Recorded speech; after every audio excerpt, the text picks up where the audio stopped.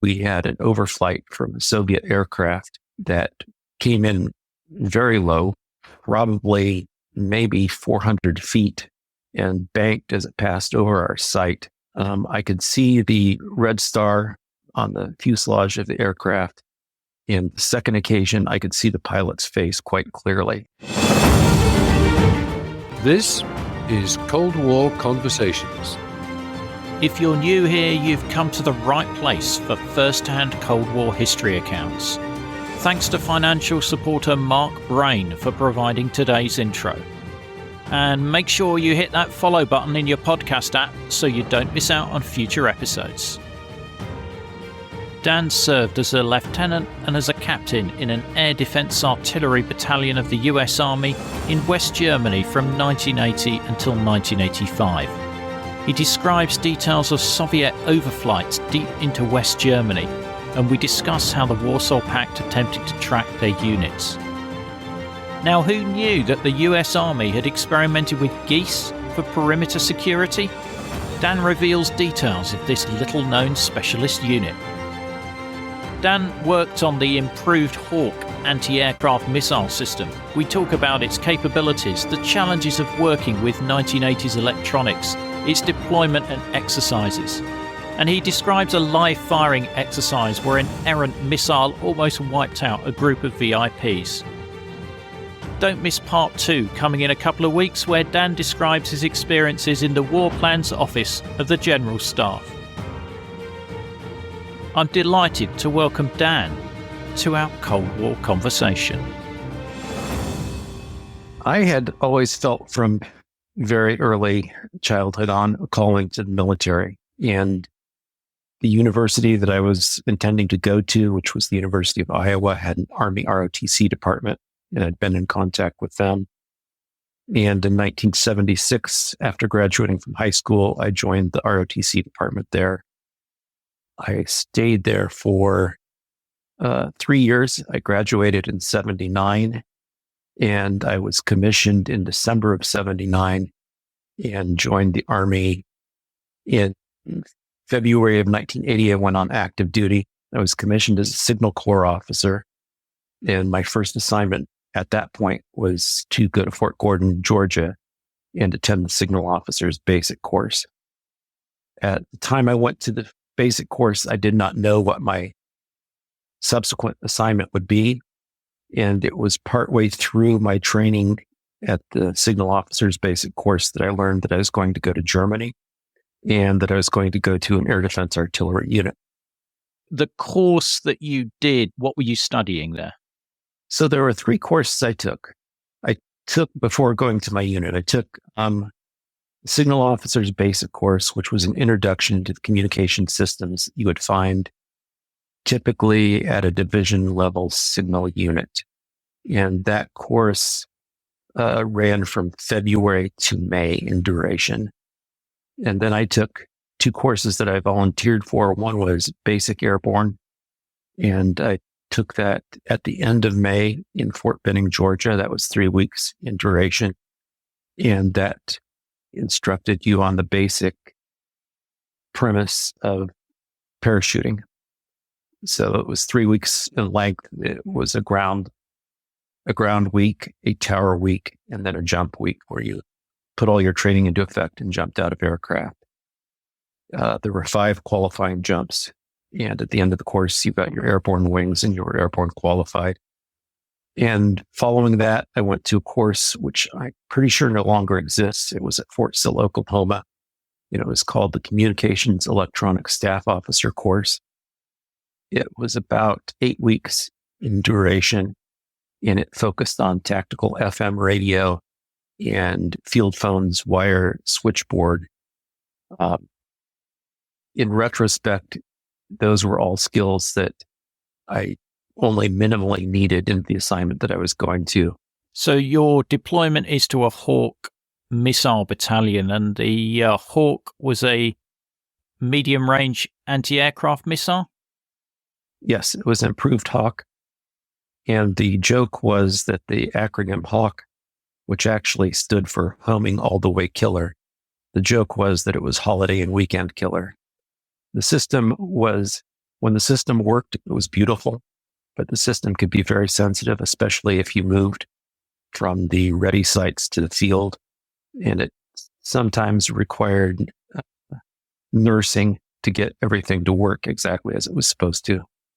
August 1980, you report to your first Hawk missile unit. Can you describe what that day was like and what the following days were like?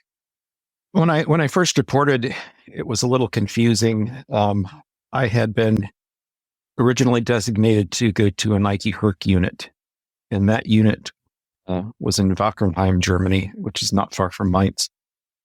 It ended up deactivating, so I was diverted, and I was diverted to the 69th 88 Brigade.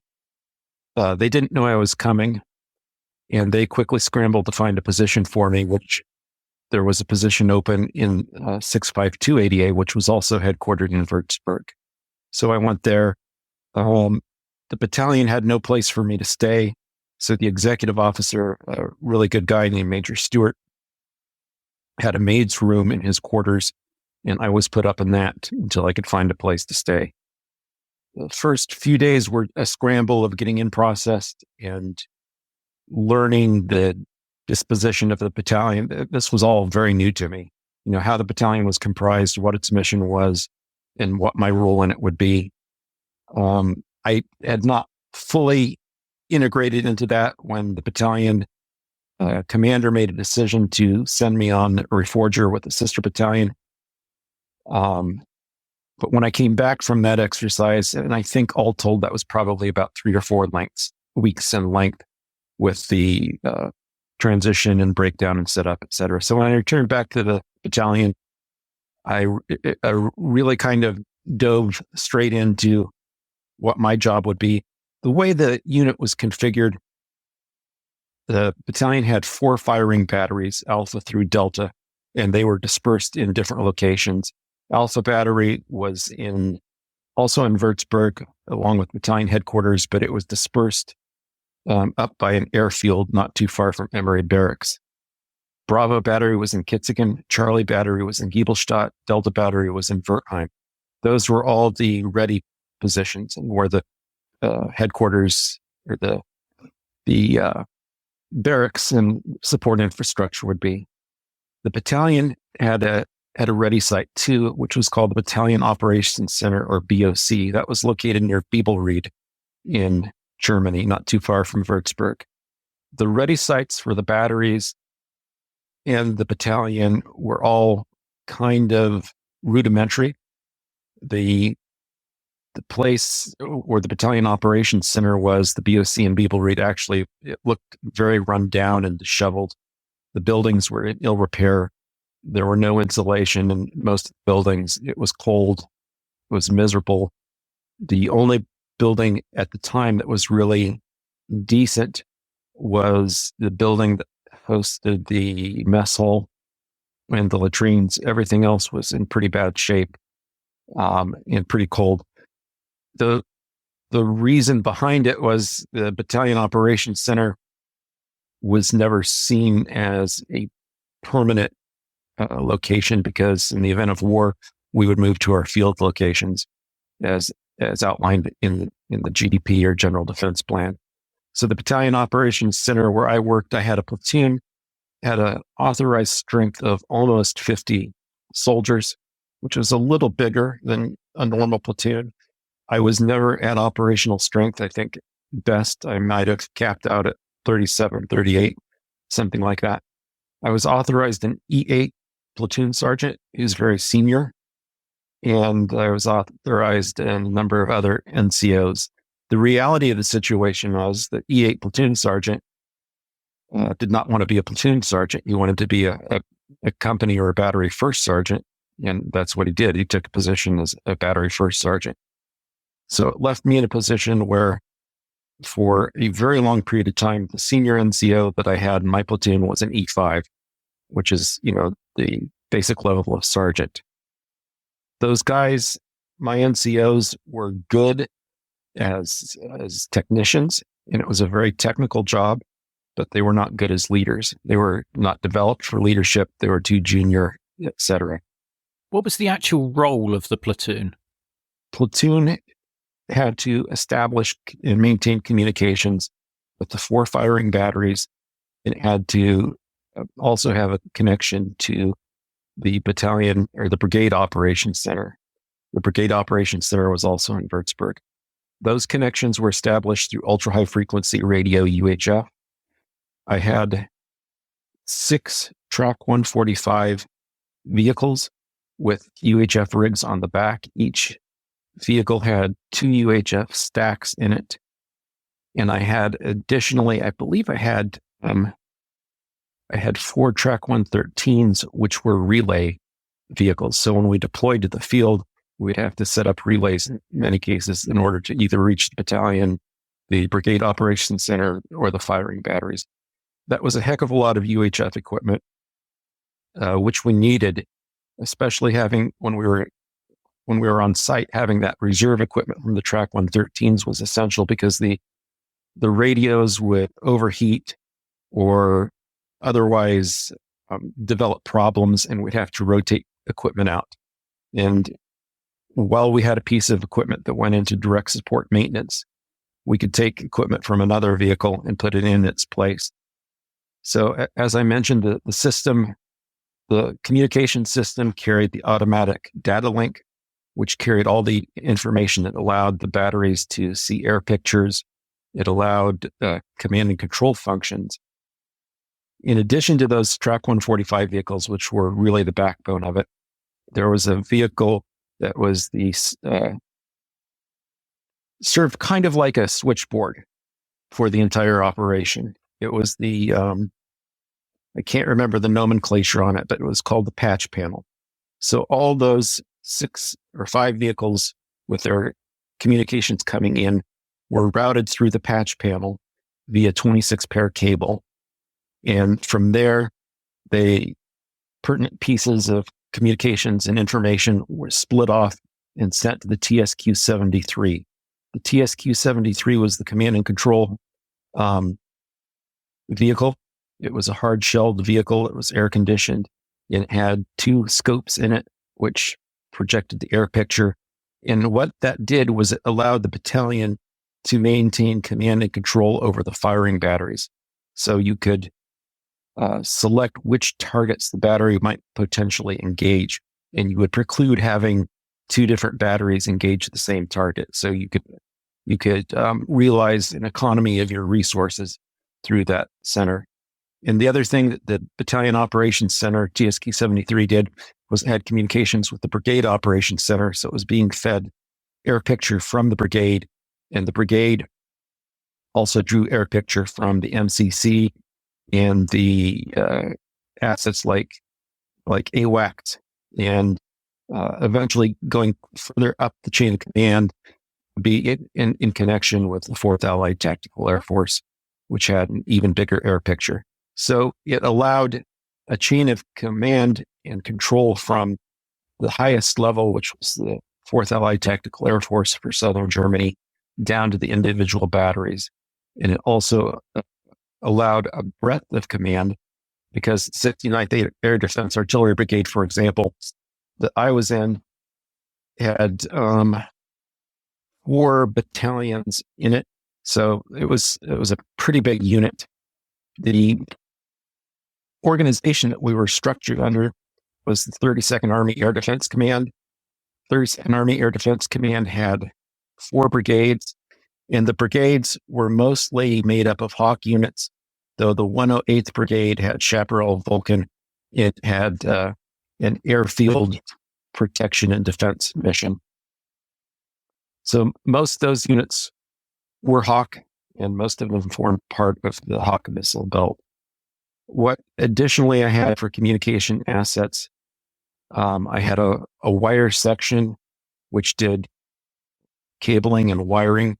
It was, just field wire that you could hook up to field phones, but you could also use the wire to hook up command posts and enable communications within a command post.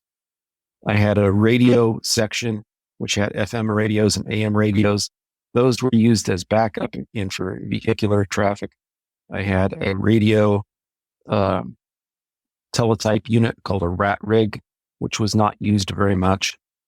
And I had another rig that was able to produce a very prototypical facsimile and transmit it. So those were secondary, and really the backbone of the system was ultra high frequency and the communications that we were able to establish through that. You may not have listened to episode 312, but I managed to speak to an East German NCO who was tasked with listening in on US air defense missile batteries. No, I did not hear that episode, but I'm not surprised. I would be curious as to how he managed to do that. Our systems were secure. We had both online encryption and we had manual encryption. So meaning we had encryption devices that had pins set in them that you would physically manually set. And you would do that on a daily basis. And that made the communications link secure.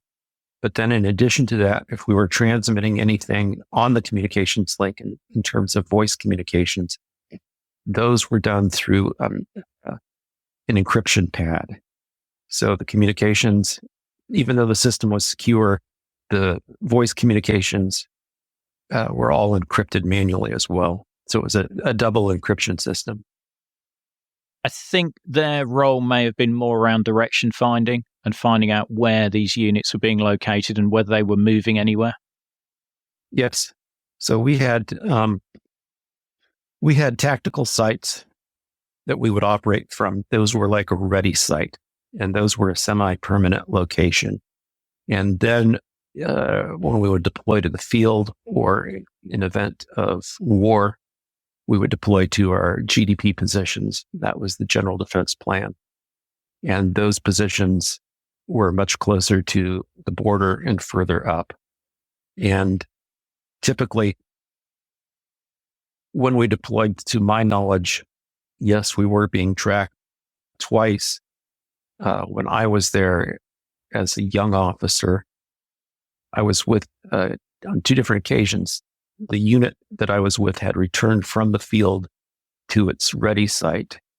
And as we returned, we had an overflight from a Soviet aircraft that came in very low, probably maybe 400 feet, and banked as it passed over our site. I could see the red star on the fuselage of the aircraft. And the second occasion, I could see the pilot's face quite clearly as he passed over. And this was, to my mind, that was pretty amazing because I think we were about from the border about 15 air minutes. So it was a pretty deep incursion that they had made to try to capture a video or a camera record of us. Wow. Was that a relatively common occurrence that the Soviets would actually cross the border? Surprisingly, it was. I've spoken to another officer that I served in the battalion who's done research on it. And he himself had an episode of that happen and said that it was not uncommon. Now, I wouldn't say it was a daily or frequent occurrence, but it happened enough that it wasn't really completely out of the ordinary. I'd not heard about those sort of incursions. And, as you say, a 15-minute flight time from the inner German border is quite some distance into West Germany. It is. And of course, our battalion at the time was returning from the field. So none of our systems were up when they flew over. Not that that would have mattered because we wouldn't have engaged the aircraft anyway, but none of our systems were up. So we hadn't been able to track him or respond in any way. Did you have any incidents with the Soviet military liaison mission in West Germany? I did on 2 occasions. I encountered Soviet military mission liaison vehicles. We referred to them as SMELM from the acronym. and every soldier carried a little small wallet-sized card that had smell 'em on the top, and pictures, examples of the license plates, and instructions what to do when you saw one. And essentially, you were supposed to immediately telephone a unit that was tracking them, and they would dispatch vehicles to follow them from their last known location. But I didn't have any, other than seeing them and reporting them, I didn't have any personal encounters with them. Did you have any amusing incidents while you were in this role? We had a connecting line to the battalion headquarters, and that was a hard run telephone connection, a line. And then that line came into the battalion operations center where I worked, and it went into a switchboard, and the switchboard was essentially a World War II era communications device. It connected to different locations. And our battalion operations center site commander was a captain who always butted heads with me, or maybe I butted heads with him because he outranked me. But I mentioned that in the early 80s, we had a lot of leadership problems in the Army. We had a lot of NCOs who were not properly staffed, not properly schooled. We had a lot of officers as well that, the post-Vietnam era, there had been quite a bit of turmoil in the Army. And in some regards, the Army of the early 80s was still recovering from that. So our operations site commander, the captain, was a very difficult individual to work for, and he was not very popular with the soldiers. He was the officer that threw the CS grenade during one of our deployments. So there was a switchboard on site that was manned by two of the members of my platoon, and they would, field calls and make the right connections. So often I would go in at lunchtime and relieve those two guys that were on the switchboard, and I'd operate the switchboard myself. And I would tell the two guys, go have lunch, take an hour off. I've got this. Usually there was not a lot of traffic that would come through the switchboard. But one time I was on the switchboard and I answered it, and it was our battalion executive officer, Major Stewart, who, great guy, but just a firebrand of an officer. And he asked to speak to the captain.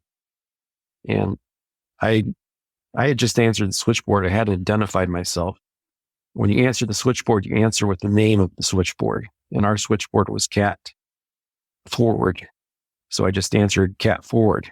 And Major Stewart was on the other line. I recognized his voice, but he also identified himself and said, "This is Major Stewart.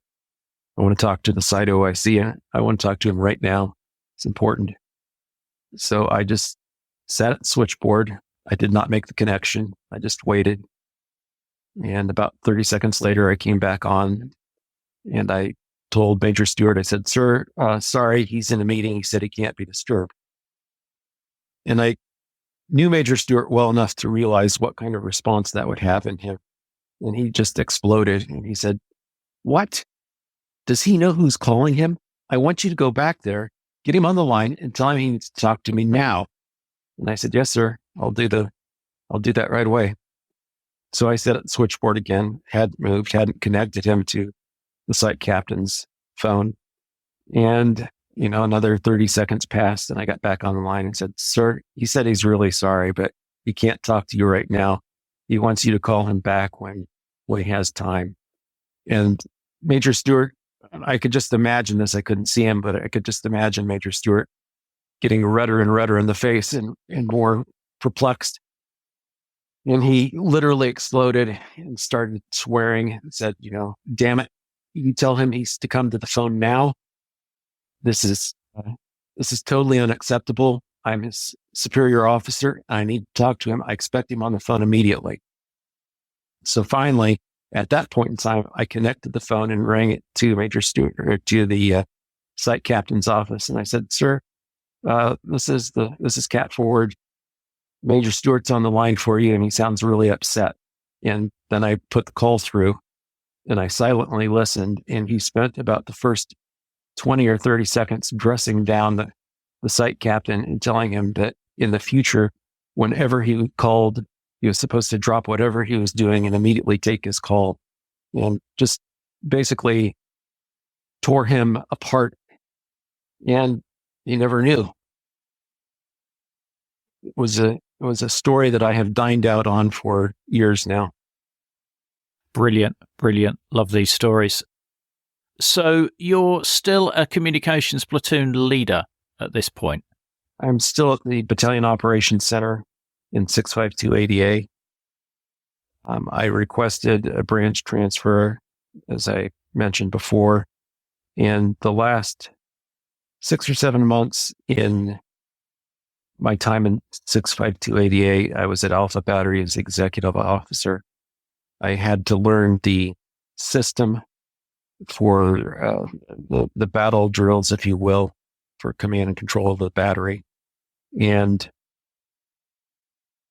not having gone to the Air Defense Artillery Basic Officers course, I was somewhat at a minor disadvantage because I didn't have the schooling and background in it. But I worked with the battery commander and came up to speed and learned the system. I would never consider, I was only there 6 or 7 months. I never consider myself completely adept at it. But I did learn the system. The battery commander that I served with, a fellow named Ryan Lamoth, also a great officer.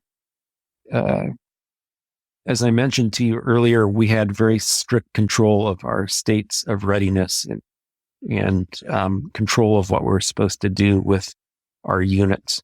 He told me that early in his command, he came up to the battery operations site, and as he was driving up, he saw that the missiles had their umbilical cords connected, meaning that was something you would never do unless you were at war, meaning that the missiles could be fired. The umbilical cord would be the last thing that you would connect. And he was very shocked to see this, and he went into the battery control center and found out that his lieutenant, who was on duty, had on his own initiative ordered the battery to battle stations. So, pretty shocking state, because that meant a missile was primed and ready to fire. And with the improved Hawk system, I don't think misfires were likely at all, but it was something that you would not want to take the risk of. And also, when you would track aircraft, as we routinely did, you really didn't want to track them with live missiles. That was, completely a no-no. So he was kind of surprised and shocked at that. And I think he gave a dressing down to lieutenant because there was no reason that the battery should have been at battle stations. That was, utterly outside any of the control measures we had at the time. So as part of your practice, you'd be tracking military aircraft or civilian aircraft as well? We would have air picture on all aircraft, and you could tell the civilian aircraft by the altitude that they flew at and the flight patterns that they were in. We could see, everything that was in the sky. And for training purposes, you might lock on an aircraft and not lock on it with the missile, but lock on it with the radar. So for training purposes, you could see how you could track aircraft. In winter 1983, you are approved for a transfer to the Air Defense Artillery. Yes. So I had been a Signal Corps officer for, at that point in time, 3 years. When I entered the Army, I had really wanted to be in a combat arms branch, and Air Defense Artillery was considered combat arms. I had made a lot of good friendships in the battalion. I liked the unit. I liked the leadership. I liked the personnel. So I had requested a branch transfer from Signal Corps to Air Defense Artillery. It was approved, and it was approved on the condition that I would extend my tour overseas and continue to serve in the battalion for another year. So my previous experience served me very well because communications is essential to air defense operations. And I can explain more about that if you like. But with that transfer, I was then in an air defense artillery billet and serving first as an executive officer of a firing battery. And then eventually I moved to another unit altogether and became a battery commander. The term air defense artillery is ground-to-air missiles, again, so stuff like improved Hawk. Yes. And in Europe at the time, there were two Allied tactical air forces, the 2nd and the 4th. And the 4th Allied Tactical Air Force, which we fell under the operational control of, was in the southern part of Germany, where most of the U.S. forces were. The 2nd was in northern Germany.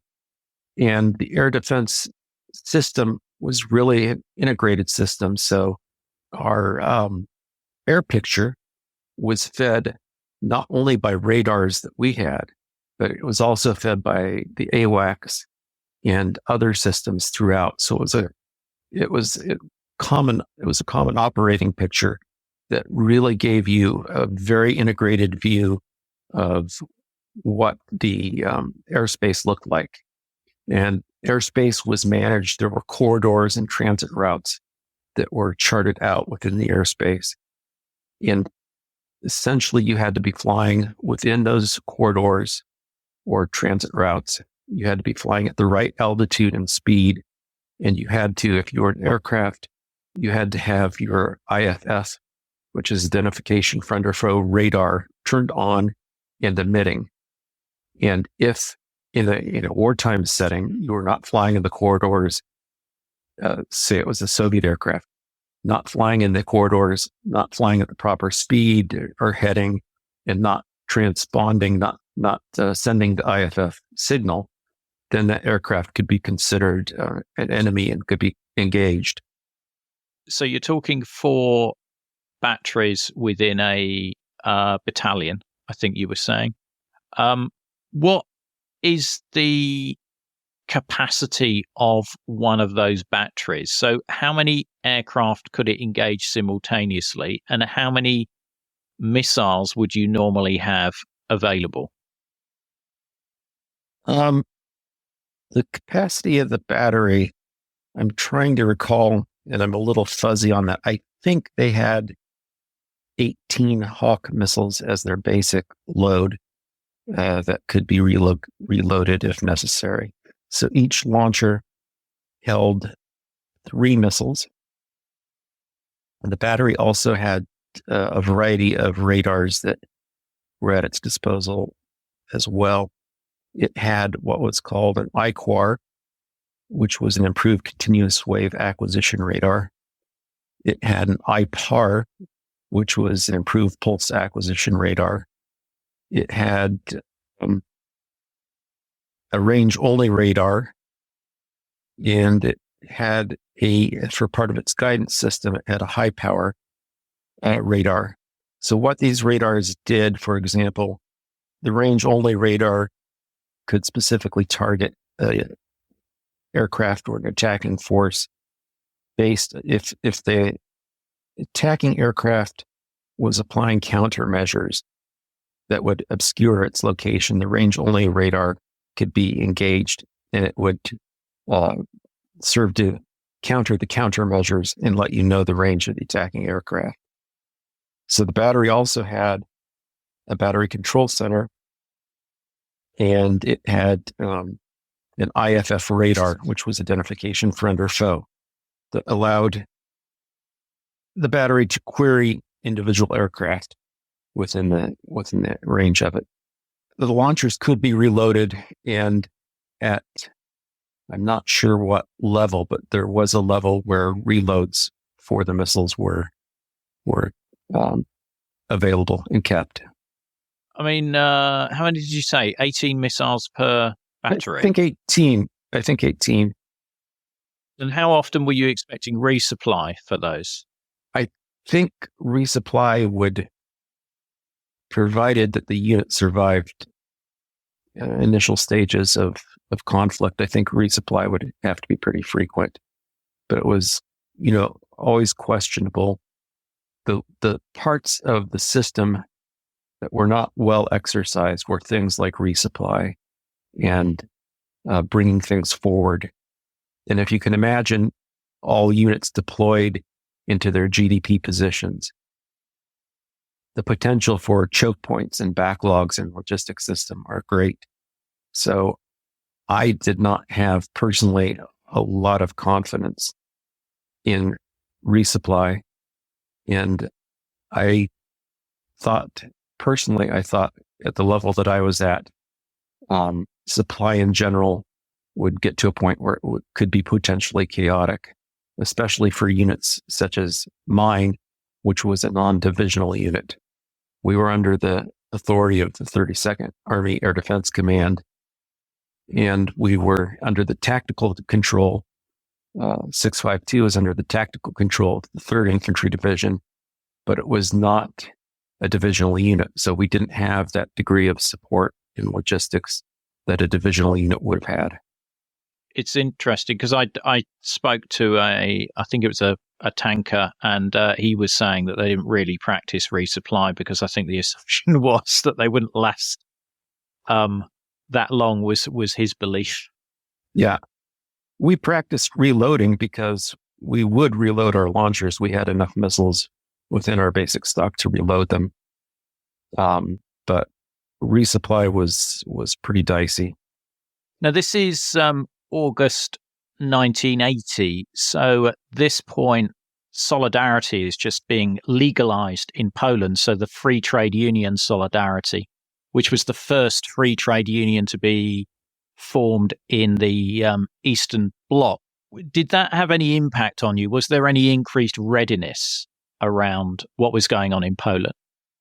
Well, given what was going on in Poland, I know that there was discussion that there were several states of readiness and alert that the Army could be placed on, and our air defense units could be placed in. And the most basic state, besides peacetime operations, that would put you on a wartime footing was military vigilance. And I don't recall all the measures related to military vigilance, but it would probably include 24-hour operations, manning your sites, being prepared to deploy to the field, recall of personnel, things of that nature. And there was extensive discussion about whether or not we were going to be put on military vigilance. Ultimately, we were not. And I think a lot of the thinking at that time was, if the Soviets had gone in overtly into Poland and crushed the movement, we probably still not would have reacted militarily. In fact, I'm sure we wouldn't, because it would not have involved the violation of the sovereignty of a NATO nation. It would not have invoked Article 5, but we certainly would have prepared our readiness state. Can you describe the different readiness states of the batteries? Or based on your state would kind of dictate your level of readiness. So in normal peacetime operations, the battalion would have one battery that would be on 20-minute status. And that meant that battery had to come to battle stations within 20 minutes and be ready to launch a missile. And the Hawk system required a lot of maintenance. It was very sensitive. It was a good system. It was very functional, but it had a lot of moving pieces and a lot of highly technical equipment.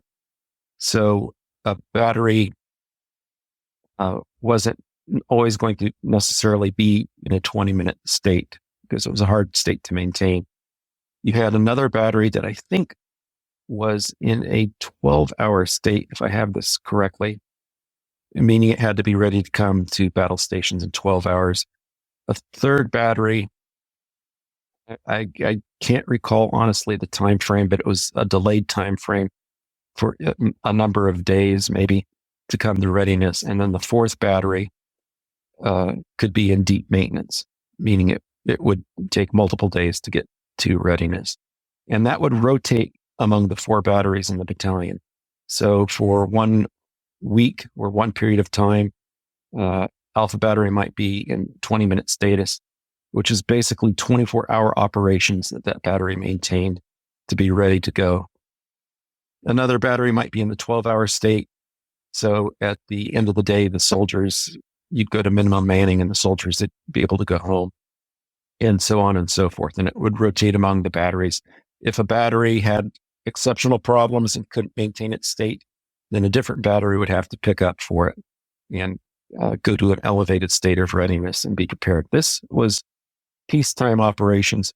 In wartime operations, it was expected for all batteries to be in 20-minute status to be able to go to battle stations or maintain battle stations once they'd gone to battle stations. The battalion had an operation that conducted every Tuesday. It was called Blazing Skies. And Blazing Skies was kind of a stand-in for battle stations. And in that exercise, we brought all the battalion, all the batteries up to Blazing Skies or battle stations, and we fought a simulated air battle that lasted about an hour in duration. And this was really an opportunity to test the command and control function of the battalion.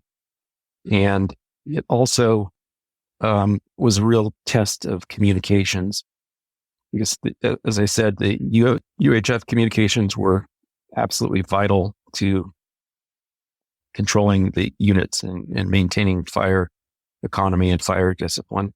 And invariably, there would be one or more batteries that would lose communications during the exercise or could not come up.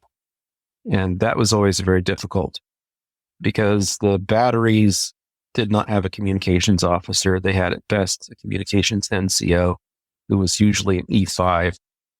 And he or she had responsibility for just that battery's communications link to the battalion operations center where I worked. And that could be very problematic.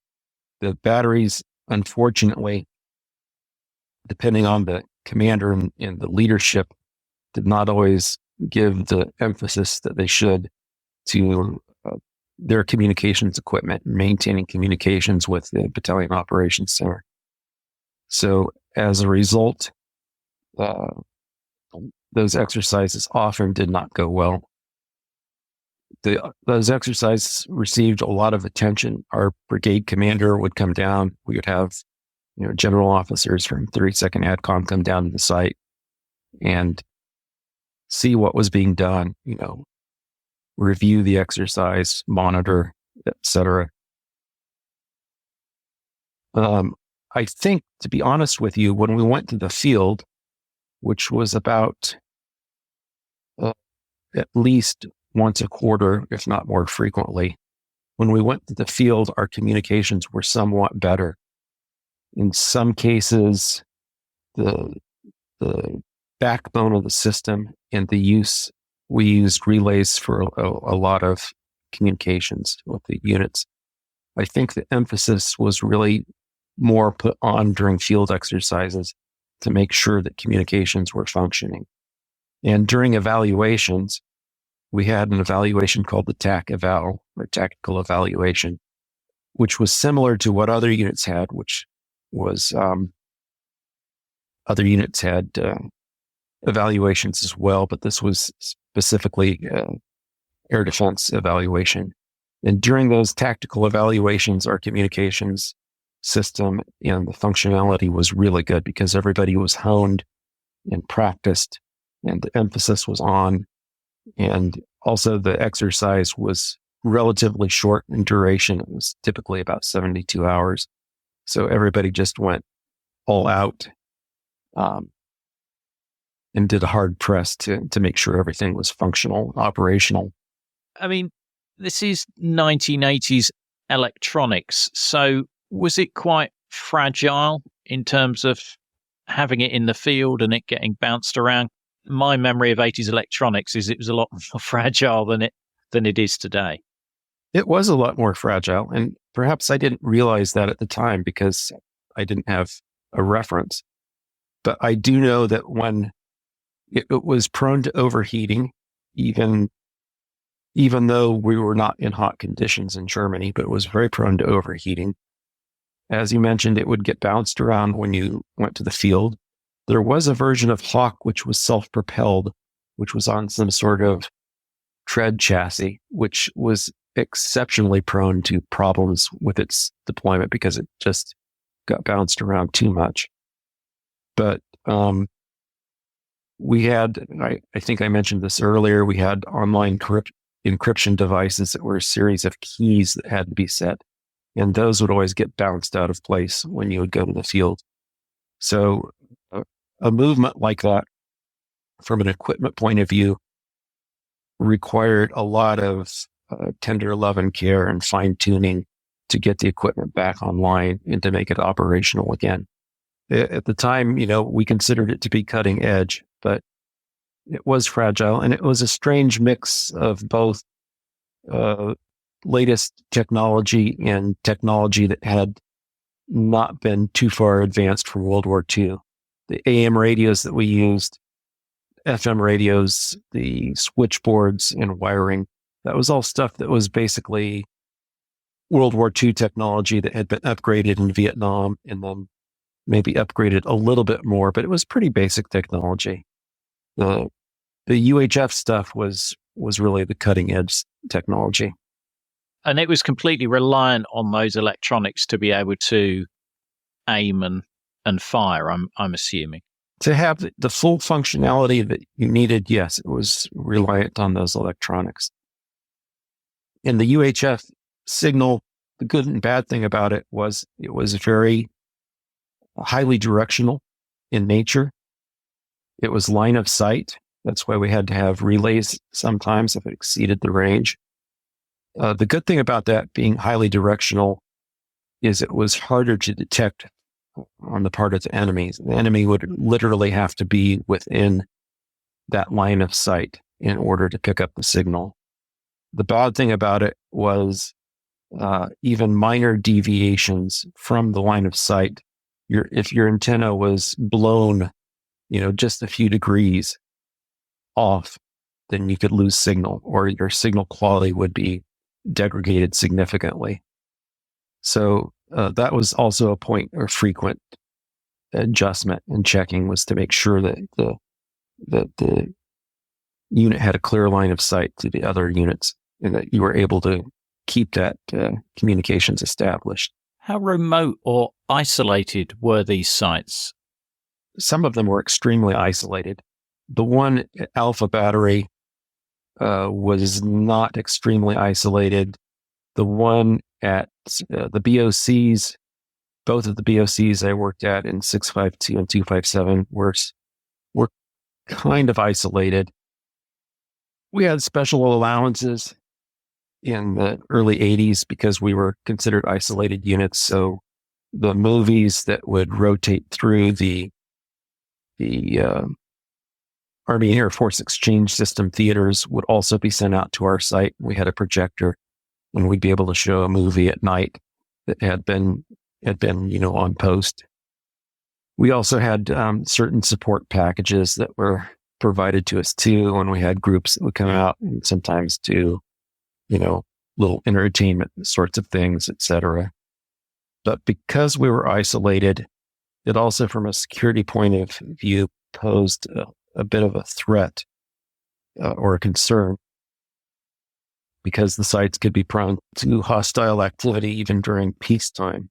So we had, in the time I was there, we had several different commanders from 32nd Army Air Defense Command.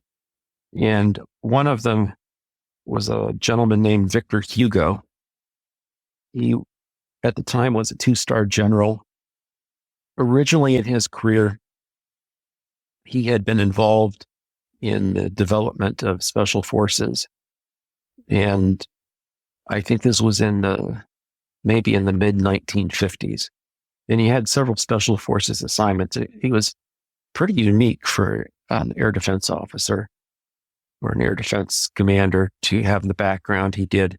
But he was a visionary thinker in a lot of ways. And he really challenged the paradigms that I think that we functioned under. I met him in later life. I met him maybe in 2017 or 2018, and he was much older, but still a very warm and really thoughtful gentleman. And I was surprised when I met him because I frankly had lost track of him, but he shook my hand and I told him that I'd been under his command, and he was just a very nice, kindly man who I think was really touched to meet one of his former soldiers. But he looked at the problem that we had of isolated tactical sites and security, and with his special forces background, he was willing to think outside the box. So he had gone on a vacation to Scotland, and he'd visited several distilleries there, and he was impressed that they used what are called intruder geese as kind of an alarm system on the site when the distillery was not in operations. Intruder geese are very territorial, and they raise a large, loud ruckus if someone tries to come into their area. So he had the idea of bringing intruder geese to the batteries, especially the more isolated ones, and putting them around the perimeter of the battery so they could be an alarm system of sorts for the battery as well. And he implemented this idea. It was brilliant. It was also costly.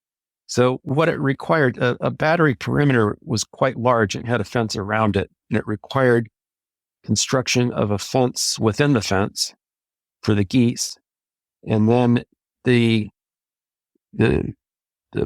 geese perimeter had to be cordoned into different sections, and there were dimensions for it. And then you had to have the right mixture of gander and geese within each section. So I don't know the correct numbers, but a section might have 5 geese and 1 gander, and there would be multiple sections to go around to cover the length of the perimeter. Did you have a special geese officer to manage the geese? Yes, of sorts there was.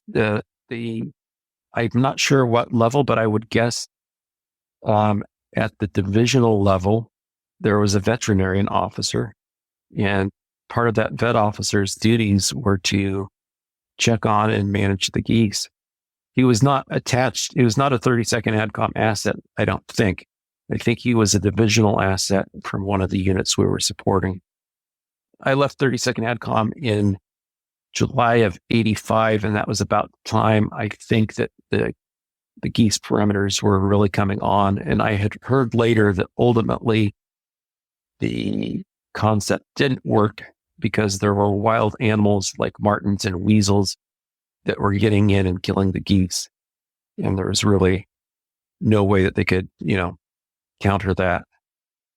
Hostile forces that you weren't necessarily anticipating in the first place. Exactly. So I think that idea kind of withered and eventually was shelved. And I think there was a great goose dinner afterwards or something. I don't know.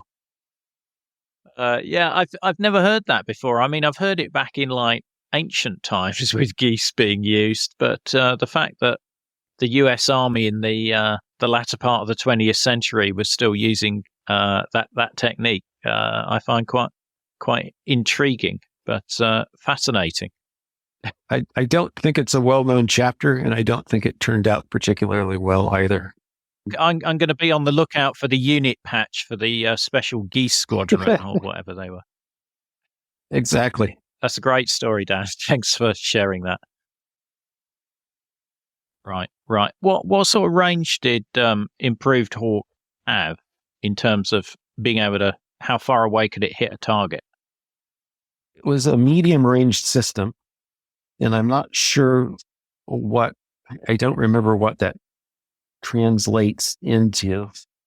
I do know it used a proximity warhead, so when it exploded, it didn't have to directly contact the aircraft, and it would throw out high explosives in all directions. I think it had a launch speed, if I remember correctly, of Mach 2.4. So it was extremely fast moving. It was ideal for intercepting fast moving aircraft. So what's next in your air defense career? Well, after my time in Alpha Battery, the brigade commander told me he wanted me to interview at 257 ADA for battery command position there. It was the headquarters battery. The headquarters battery had the mission of the Battalion Operations Center, among other missions. That was the main mission of it. And I believe it was in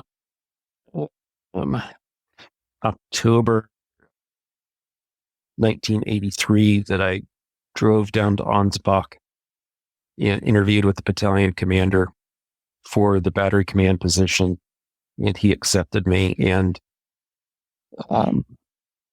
that was the next phase in my air defense experience was going to 257 and serving as a battery commander there. That unit, when I went into it, it was similar to 652 in that it had 4 firing batteries that were dispersed in various locations. It was a good unit, probably not as tactically proficient as 652 had been, at least initially, but it was still in pretty good shape. The battery that I took command of, you could tell that it had disciplinary problems. And a headquarters battery is a difficult animal because you have the Battalion Operations Center, which is a pretty important function. You have lieutenants who man the TSQ-73. You have a lieutenant such as I had been, who is communications platoon leader. That side of it is kind of straightforward. It's a difficult mission, but it's something very tangible. And then with the headquarters battery, you have the other portion of it, which is administrative support to the battalion staff. The battalion staff has the battalion commander, who's a lieutenant colonel, 2 majors, a group of staff officers who are mostly captains, sometimes a lieutenant, and all the soldiers who support the staff. So you have an operational mission and you have an administrative mission. A lot of headquarters units in different Army configurations are not like that. They have more of an administrative function than they did in the Air Defense Artillery Hawk unit. You said that you would regularly or reasonably regularly deploy to field locations. Were they the same locations each time, or was there a rotation of various different locations? A lot of the locations were similar, and sometimes the deployments would just be not very far off site at all. But we would physically break down and move and physically reestablish and move back in. The exception to those cases were if we were tacked onto a reforger, which were really good exercises, then we would move on a really frequent basis into areas that we hadn't been before. They might be within our general GDP area, but they might also be locations that we had never deployed to before. And we would, I think during a reforger, the longest we stayed at any one location was maybe 24 hours. So it was almost a constant moving. And the opposing forces in reforger, if they found your location, they would do an overflight, a really low altitude overflight, meaning I think that you were taken out of the exercise for a brief period of time and you're told you had to redeploy. So there was a lot of moving in that type of exercise. The exercise where we would go to local training areas, we did not typically move as much. We might be there for 2 or 3 days and run the whole exercise from the local training areas. And presumably you're having to provide your own perimeter defense. There isn't another unit with you providing that. That is correct. we provided our own perimeter defense. Initially, when the Patriots were fielded, I believe that they had a platoon of infantry attached to them that provided perimeter defense. And pretty quickly that was done away with, as it wasn't really a good use of infantry. But we provided our own defense. We had maybe a section of MPs, and the MPs, probably the senior MP was Sergeant E5, and they would really focus on site access. So control the site access, and we would rotate soldiers as extra duty to provide perimeter defense, establish, defensive positions. Being a Hawk unit, we were not on the forward edge of the battle area, the FIBA. We were somewhat back. But again, I think as we've discussed, we would have been a potential target for a Spetsnaz unit or someone coming in and trying to take us out. So we did take our perimeter security seriously. I was just interested to know, because it sounded like you were regularly deploying to the same locations, which I just imagined would make you more vulnerable to attack if the Soviets know exactly where they're going to be located. Yeah, I suppose that's true. And remember, during that time, there was tremendously huge U.S. presence in Germany. I think there was something like a total of almost 250,000 U.S. soldiers, and then perhaps another extra 100,000 U.S. airmen. There was, at the height of our deployment, U.S. deployment in Germany, there were about 1,000 U.S. installations or property sites. Now, that's a little misleading because it includes perhaps, a single radio relay tower would also be considered a site. But it was a really big footprint. There was not a lot of maneuver space. And the maneuver space that was available was sought after by a lot of different units. During a reforger, it was kind of all open, and the entire maneuver box area was greatly enlarged, and you had options of moving just throughout the countryside. But what I'm getting at is that we typically deployed to similar locations or a small number of locations because there wasn't a lot of space. There weren't a lot of places where we could deploy to. And as a result, yes, it did end up being predictable, and it ended up being repeated on many occasions. Was there a particular type of location that was a requirement of Hawk being effective? High ground. The system is, as I said, the system is line of sight driven. So if you're going to have communications, high ground is essential. You can't be down in a valley, or you won't have anything. An ideal site would have enough open space where you could site your radars and you could site your launchers. Battalion Operations Center would not require as much open space necessarily, but it would still have to be on high ground. We would use any kind of terrain. We would set up in fields. You wouldn't want to be in a densely wooded area unless your antenna launchers, this is for Battalion Operations Center, unless your antenna launchers would be clear of the trees. Did you have any live firing exercises, for example?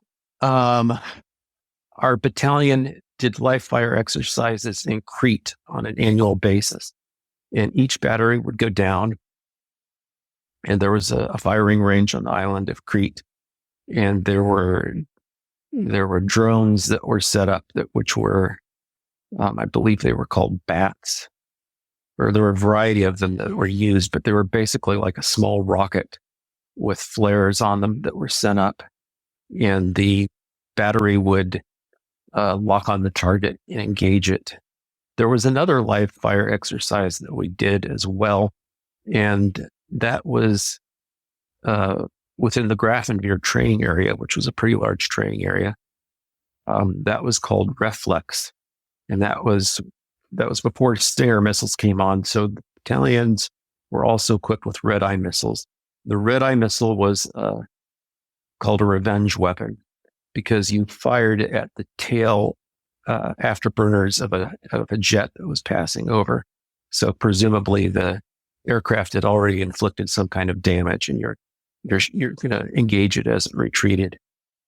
So the red-eye live fire exercise, the battalions in our brigade, there were 4 battalions, each sent their red-eye teams down to Grafenwehr, and we did live firing there with the red-eyes.